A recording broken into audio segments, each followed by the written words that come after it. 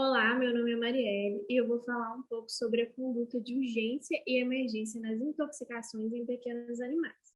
Meu grupo é composto por Breno Oliveira, Carlos Luiz, Gabriel Renan, Gabriela Antunes, Geraldo Rodrigues, Henrique Oliveira, Leonel Almeida, Marielle Almeida, Raiane dos Santos e Samila Emanuel. Bom, sobre as considerações gerais sobre o diagnóstico. A maioria dos casos resulta no instinto ou na curiosidade que o animal tem em explorar aquilo que ele encontra pela frente, né? E aí, associado com a negligência de quem propicia o acesso dos mesmos, acontece a intoxicação. Outros fatores são ações mal intencionadas ou somente fruto da ignorância mesmo dos proprietários em automedicar os seus animais. Bom, a primeira medida, sem dúvidas, é procurar um veterinário, né? E aí, independente da situação, o veterinário vai aconselhar levar o animal para o atendimento e aí, se possível, também levar o frasco ou o conteúdo suspeito junto, porque isso aí vai determinar os ingredientes tóxicos, quantidade envolvida, é, concentração, facilitando aí não só o diagnóstico, mas também o tratamento. Bom, sobre o ambiente. É necessário se atentar também, porque o proprietário ele pode ter sido exposto também ao tóxico, né? E bem como o ambiente também pode ter sido contaminado, como o ar, a água, o solo. E aí, nesses casos, deve-se recomendar é, o proprietário ligar para o sítio local, né, que é o Centro de Informações Tóxicas, para sanar as dúvidas, porque deve ter muita precaução aí na descontaminação. Bom, sobre a anamnese.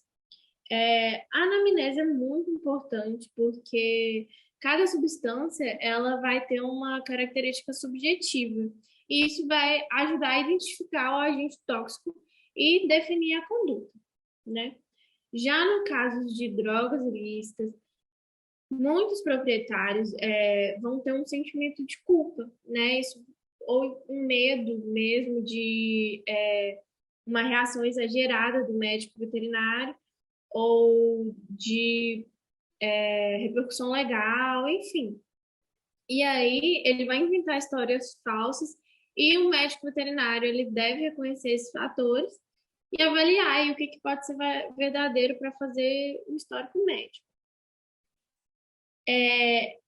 Algumas doenças também elas mimetizam sinais de envenenamento. Então, só é possível afirmar que houve intoxicação quando tiver evidências concretas. Bom, sobre o diagnóstico laboratorial. O diagnóstico auxilia a determinar a causa dos sintomas, né? Por isso que o médico ele tem que conhecer cada exame apropriado, né? Para poder realizar o diagnóstico. E os exames são sangue, fezes, urina, conteúdo estomacal, pelos, alimentos e fluidos e os exames complementares, creatinina, enzimas hepáticas, teste de coagulação, glicemia, ureia, eletrocardiograma e raio-x. O clínico, ele jamais deve esperar aí o resultado do laboratório para poder iniciar o tratamento. Bom dia, meu nome é Carlos Luiz e vou dar continuidade aí ao trabalho falando sobre a abordagem diagnóstica. Quando nós recebemos na clínica alguns animais, né, vítimas de intoxicação com urgência, nós devemos ficar atentos, né, sobre alguns itens que são fundamentais, pois são diversos os fatores que irão interferir no diagnóstico da intoxicação. Então, para isso, a gente precisa ficar atento em uma tríade, né? Que é o ambiente onde os animais estavam, os agentes tóxicos, onde quais agentes possíveis, né, poderiam estar no ambiente em que o animal estava, e algumas características desses animais que nós vamos ver agora. A espécie. Algumas espécies elas apresentam sensibilidade, né, de alguns compostos, como é o caso dos felinos. Eles têm deficiência, né, em conjugar o ácido glicurônico, Os cães, eles são maus acetiladores e os ruminantes, eles apresentam grande capacidade de armazenamento dos alimentos. Isso aí vai fazer com que aumente, né, prolongue a ação da toxina.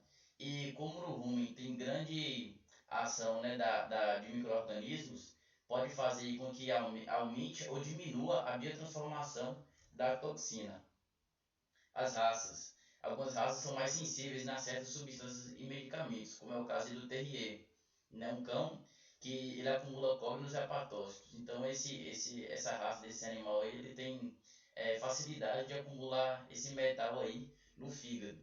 E das intoxicações que causam fotossensibilização, principalmente dos bovinos despigmentados, né? Então, bovinos despigmentados, como o Nelore, principalmente, é, são mais suscetíveis à fotossensibilização.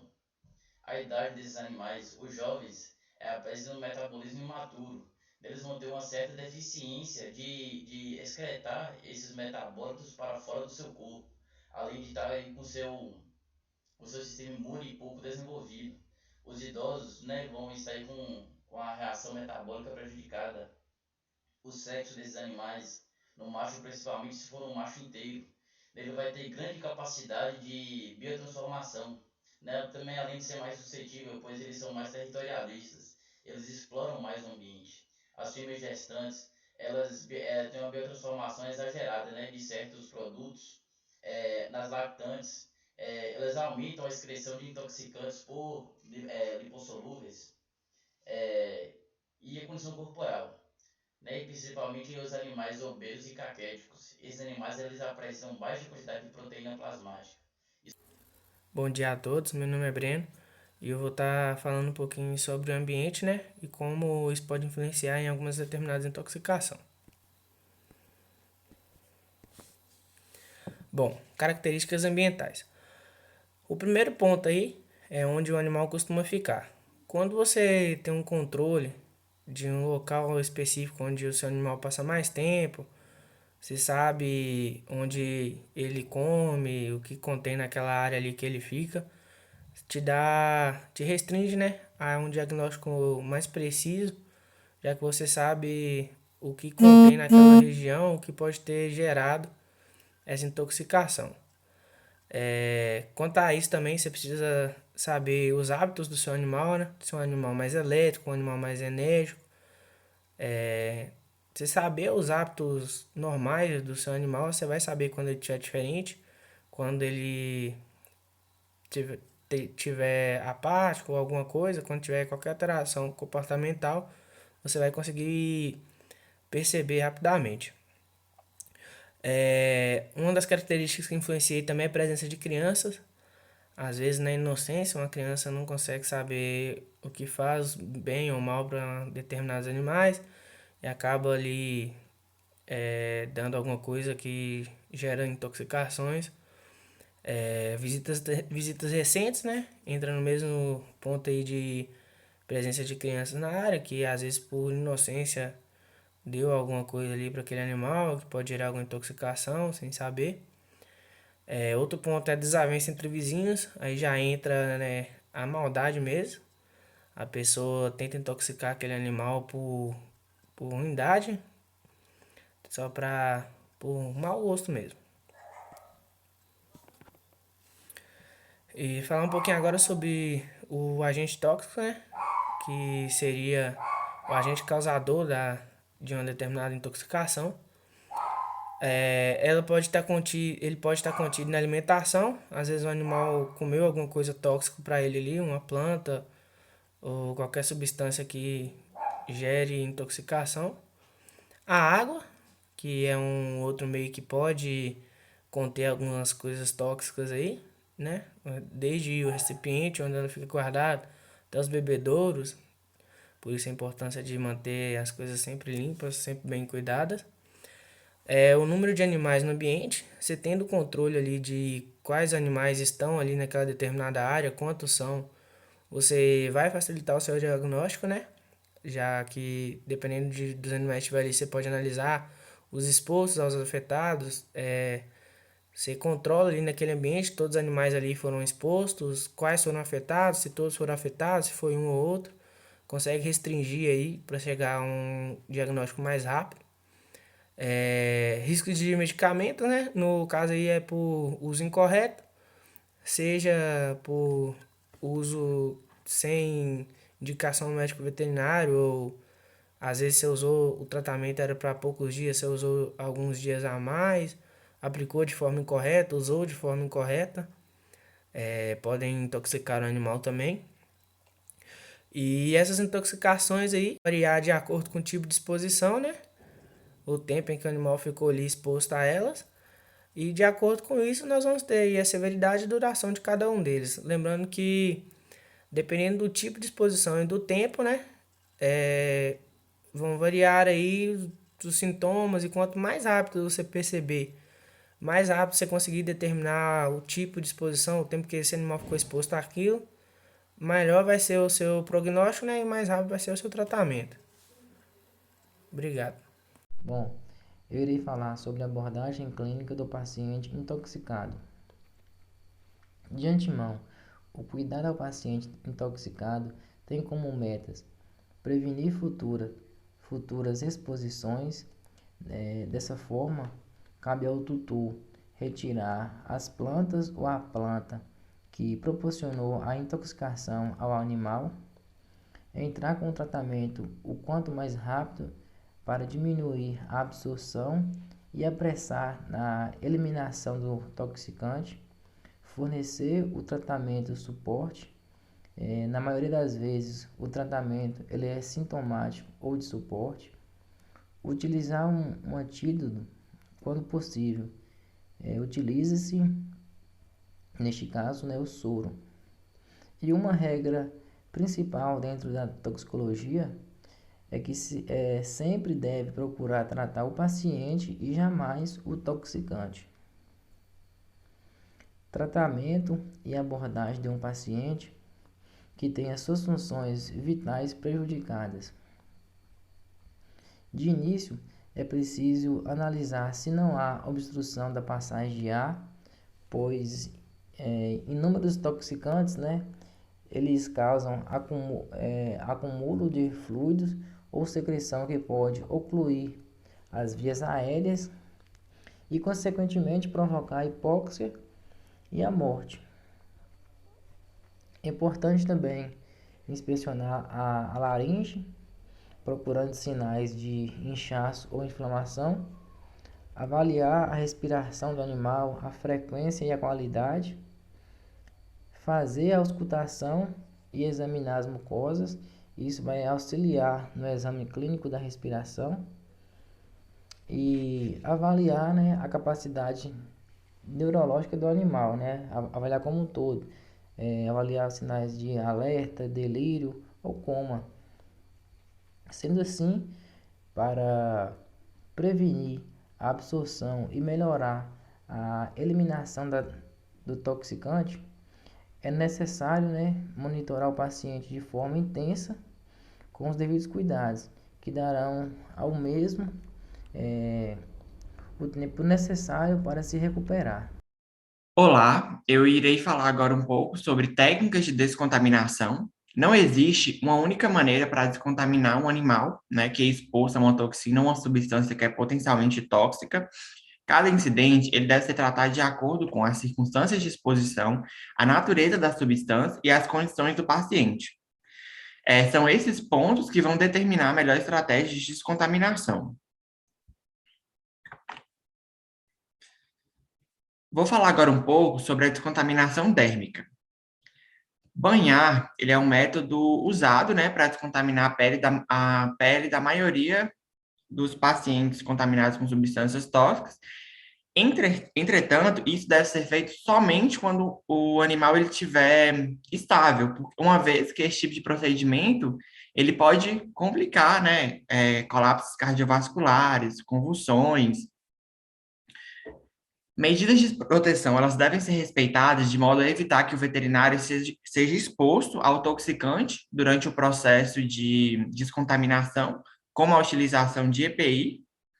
né? E também além da possibilidade desse animal sacudir e contaminar o ambiente e toda a equipe profissional ali envolvida. E é importante proteger os olhos, o focinho e a cavidade bucal desse paciente durante o procedimento, evitando a ingestão desse agente tóxico. Caso esse toxicante ele esteja sob a forma de pó, é preconizado escovar e aspirar o animal. Mas se o agente tiver sido pulverizado, é importante considerar a possibilidade que essas substâncias têm de ultrapassar a pele e atingir, né, a circulação. Ácidos e bases jamais devem ser neutralizados pelo risco de gerar queimaduras. E produtos químicos que são usados na indústria, eles requerem procedimentos especiais de descontaminação. E deste modo, né, é indicado contatar um centro de informação toxicológica para uma orientação que seja mais específica. Vou falar agora um pouco sobre a descontaminação ocular. Os tecidos mais afetados são a conjuntiva e a córnea. As lesões elas variam desde uma simples irritação a um dano severo, que pode levar à cegueira. A descontaminação ela deve ser iniciada pelo tutor, né, que deve ser orientado a lavar o olho com soro fisiológico ou uma solução salina caseira, né, específica, cerca de 10 minutos antes desse animal ser atendido.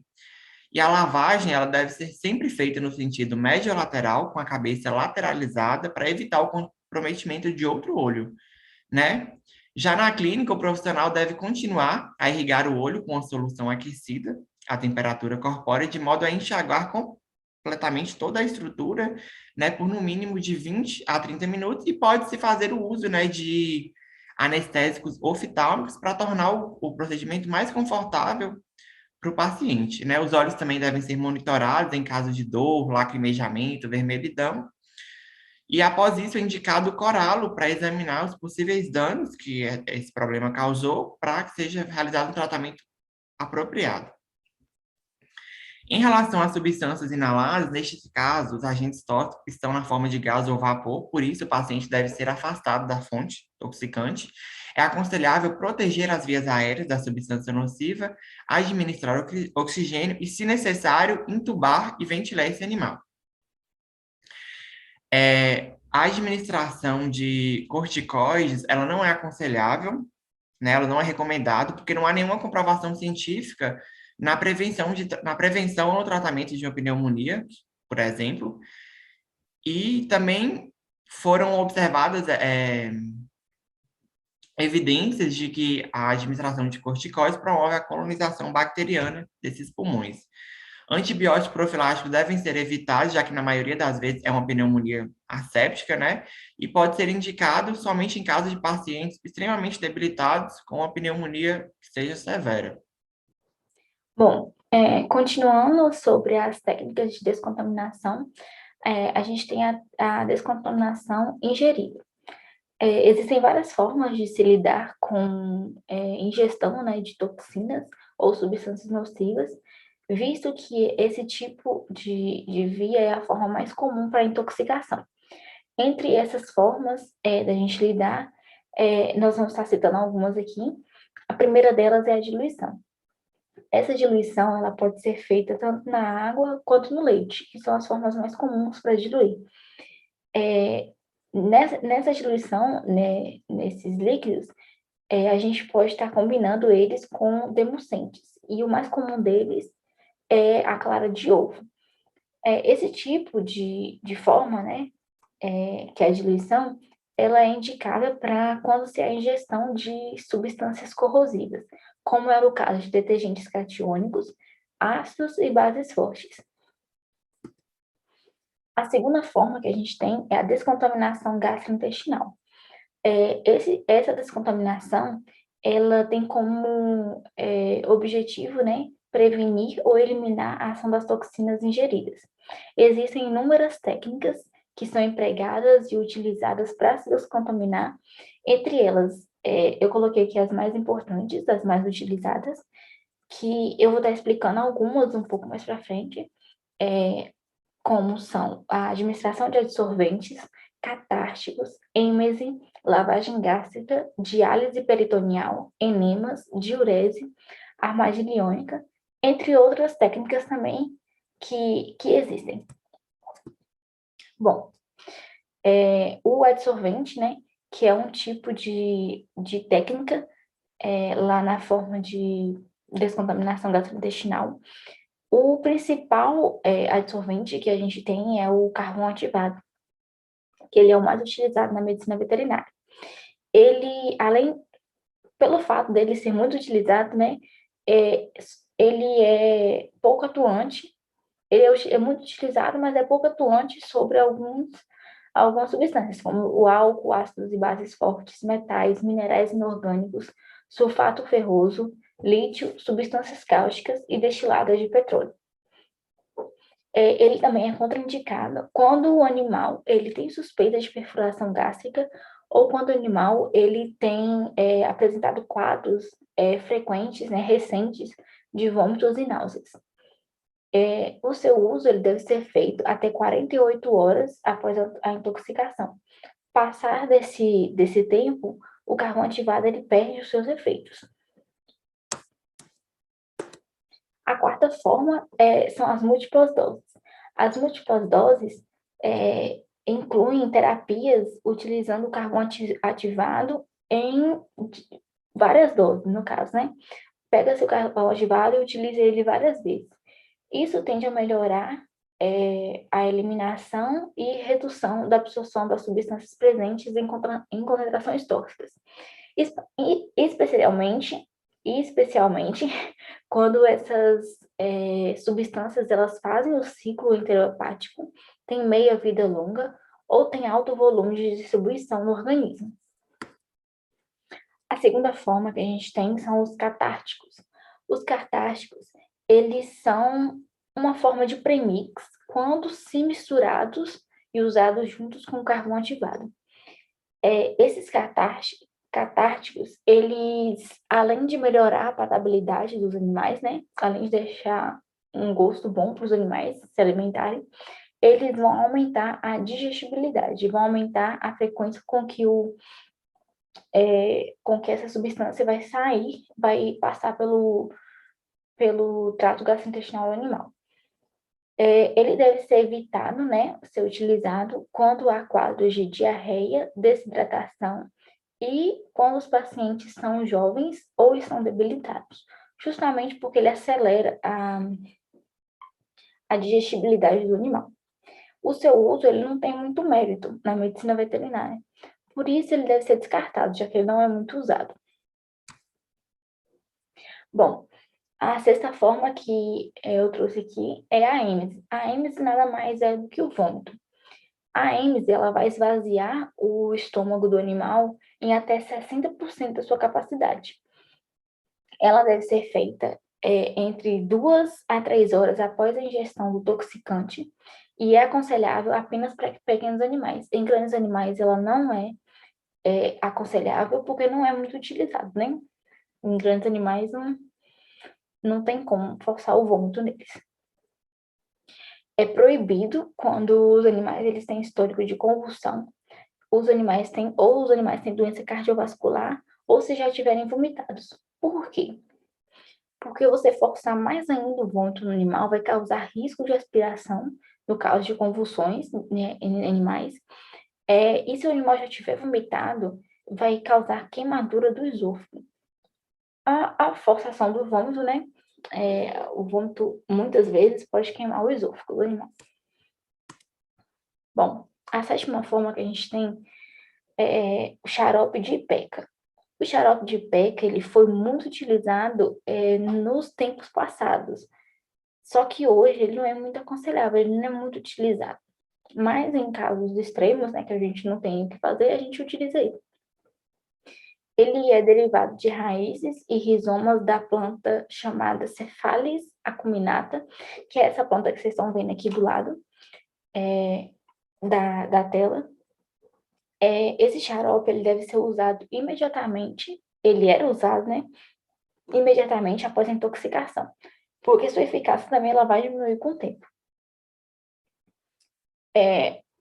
Esse xarope ele vai induzir o vômito. Esse vômito ele deve ocorrer até 15 minutos. Se ele não acontecer durante esse tempo, você pode repetir a dose do xarope apenas uma vez. Se mesmo a segunda dose ela não resolver, aí você vai ter que fazer uma lavagem gástrica no animal. Como eu disse, né, hoje não é aconselhável. Foi se usado muito no passado, mas hoje não usa. Bom, a oitava forma que a gente tem é a apomorfina. A apomorfina ele é um opioide usado como emético para cães, usado para forçar o vômito em cães. Em gatos, ele não tem nenhum estudo que fale sobre a sua eficácia. Existem algumas especulações, mas é mais utilizado em cães. Ele, quando administrado de forma intramuscular intravenosa, seu efeito é praticamente imediato, é até 5 minutos. A apomorfina ela vai causar no animal vômitos prolongados. Por isso, após a desintoxicação do animal, utiliza-se o reversor dela, que é a naloxona. A nona forma que a gente tem é a xilazina. A xilazina é um medicamento muito conhecido, é um agonista alfa-2-adrenérgico usado principalmente como sedativos e analgésicos. Em gatos, ele é usado especialmente para induzir o vômito, induzir a êmese neles. Diferente da apomorfina, que vai causar excitabilidade nos animais, a xilazina ela não causa isso.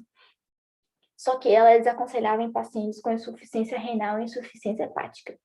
Ela é usada como precaução em animais. Ela é usada com precaução em animais prenhes. Por quê? Porque a xilazina ela pode induzir o parto e pode causar alterações cardiovasculares no feto. Sua ação é entre 10 a 15 minutos quando se é administrada intramuscular ou subcutânea, e de 3 a 5 minutos quando é intravenosa. Seu reversor, assim como a apomorfina tem seu reversor, a xilazina também tem. Só que a da xilazina é a ioimbina.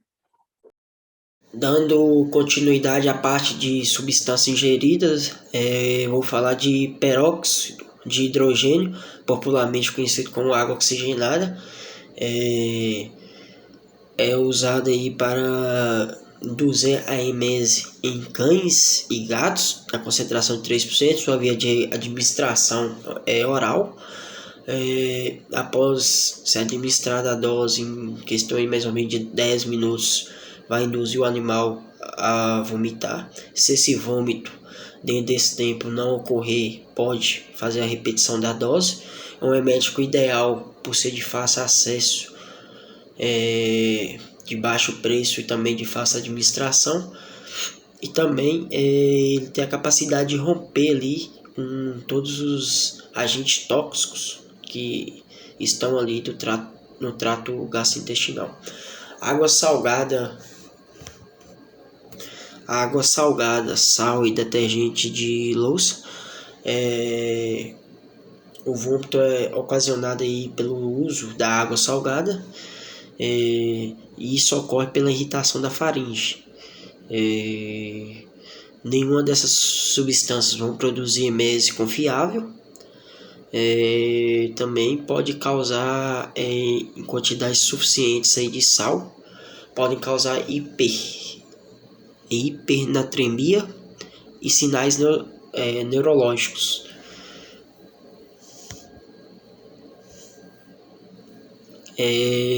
A lavagem gástrica é a evacuação do conteúdo estomacal através de uma sonda, né? O seu é indicado principalmente para pacientes inconscientes que não vão poder ter esse vômito induzido, e também nos casos em que os eméticos aí vão falhar em grandes quantidades de substância tóxica, e também não poderem ser expelidas essas substâncias. Aí sim é recomendada a lavagem gástrica. É indicado aí iniciar a técnica até 1 hora após a ingestão do intoxicante. Também se orienta a realização do RX para avaliar a presença ou não de indigesta no estômago. Para realizar o procedimento o paciente deve ser entubado com a sonda endotraqueal, anestesiado ou sedado. Também tem que permanecer em decúbito lateral e a cabeça mantida mais baixa que o tórax durante todo o procedimento. E uma sonda também inserida em movimentos suaves e rotatórios, com solução fisiológica morna, e também é passada o abdômen agitado. Também vamos misturar o teu estomacal com o fluido e todo o conteúdo removido para um paciente apropriado. A diálise peritoneal é um processo terapêutico para a remoção aí dos solutos tóxicos, dos fluidos corpóreos e normalização das concentrações alteradas dos solutos endógenos que interferem no processo fisiológico. Medicamentos também solúveis em águas e tóxicos com baixa afinidade por proteínas são ideais para ser removidos por diálise. O procedimento, o paciente vai permanecer em decúbito dorsal ou lateral, com a bexiga esvaziada e o abdômen tricotomizado e preparado cirurgicamente para o procedimento. Um catéter também intravenoso de grande calibre é inserido, introduzido à direita da linha média abdominal e alguns centímetros caudal ao umbigo.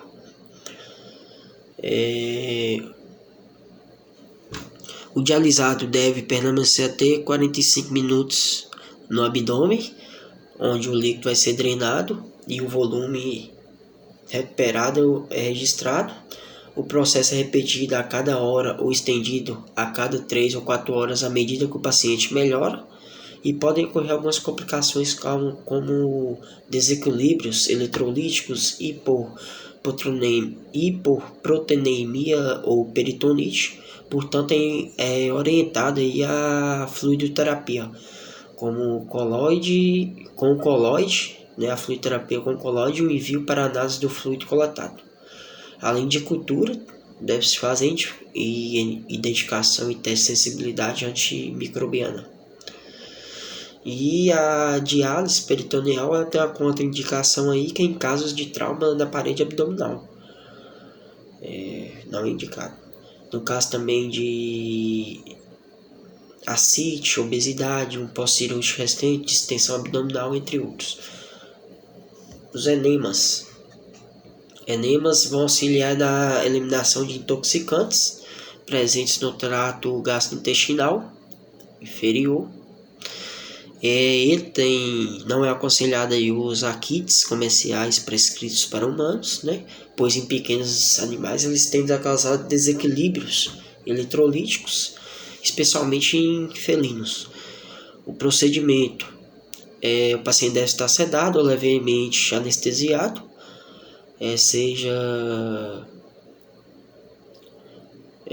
sendo assim que a melhor solução para você realizar um procedimento com tranquilidade.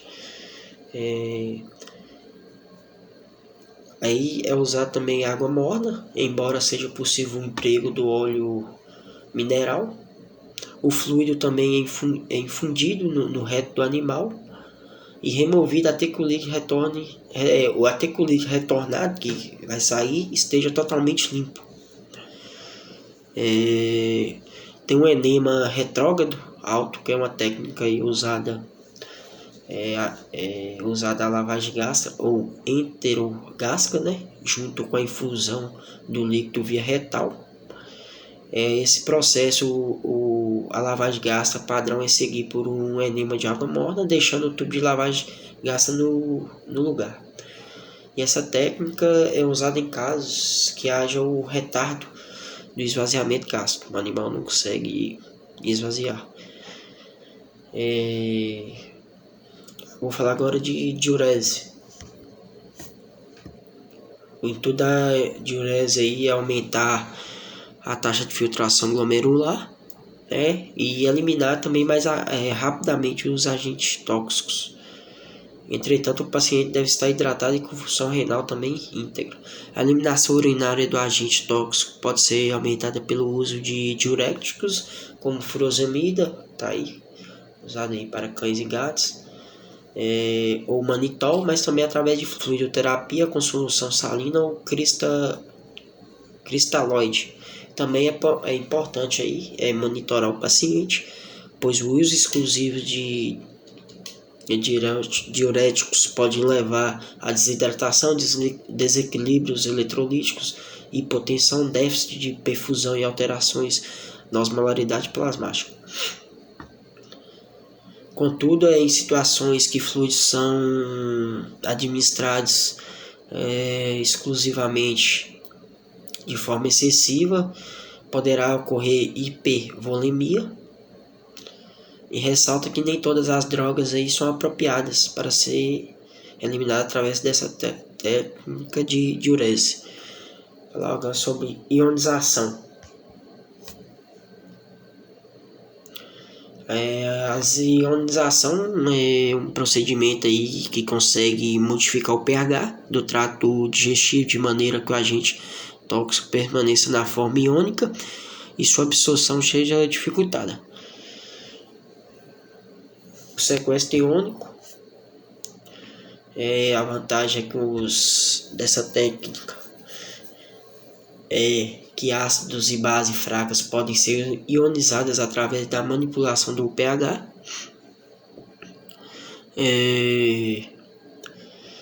Também substâncias ácidas podem ser ionizadas através de alcalinização da urina. Clinicamente é difícil conseguir fazer isso. Hiporcalemia, hiporcloremia, alcalose metabólica são complicações comuns aí na tentativa de alcalinização. O procedimento deve ser feito com cautela ou em pacientes com rabdomiólise, pacientes também que possuem mioglobinúria, hemoglobinúria também, acidose metabólica, insuficiência renal e hepática também é indicado. Bem, gente, meu nome é Gabriel e eu vou falar um pouco sobre os antídotos. Os antídotos, eles nada mais é do que substâncias capazes de combater os efeitos toxicantes, sendo o procedimento ideal para inativar ou neutralizar o agente tóxico. O número de antídotos é muito pequeno em comparação às substâncias, né, que podem causar efeitos nocivos. É cerca de menos de 5%, né? Os antídotos em relação às substâncias que causam efeitos nocivos. Eles possuem uma variedade de mecanismos de ação, onde competem por sítios alvos pela toxina ou pelo seu metabolismo. Neutralizam o agente tóxico por quelação, melhoram a eliminação ou detoxificam através da excreção ou metabolização. Os antídotos são separados e divididos em antídotos químicos, antídotos farmacológicos e antídotos funcionais. Os antídotos químicos agem diretamente no agente tóxico, a modo de diminuir sua toxicidade e facilitar sua excreção. Dentro dos antídotos químicos, estão incluídos os agentes que previnem a formação de metabólitos tóxicos e também aqueles que atuam através da reação enzimática ou através do complexo enzima toxicante, além das substâncias, né, que são queladoras. Já os antídotos farmacológicos, eles podem atuar prevenindo a ativação do toxicante, aumentar sua excreção, bloquear os receptores responsáveis pelo efeito tóxico e restabelecer a função normal ou antagonismo competitivo pelos receptores farmacológicos. Já os antídotos funcionais, né, ele é um pouco diferente, pois eles atuam nos sintomas da intoxicação, ou seja, né, não é um antídoto direto, ele atua de forma indireta e são capazes de diminuir, né, o quadro clínico do animal. Sobre os antídotos, gente, vale ressaltar que deve-se ter bastante cuidado, né, porque eles podem ter um potencial tóxico, ou seja, deve ser usado com cautela por quem vai administrar esses antídotos.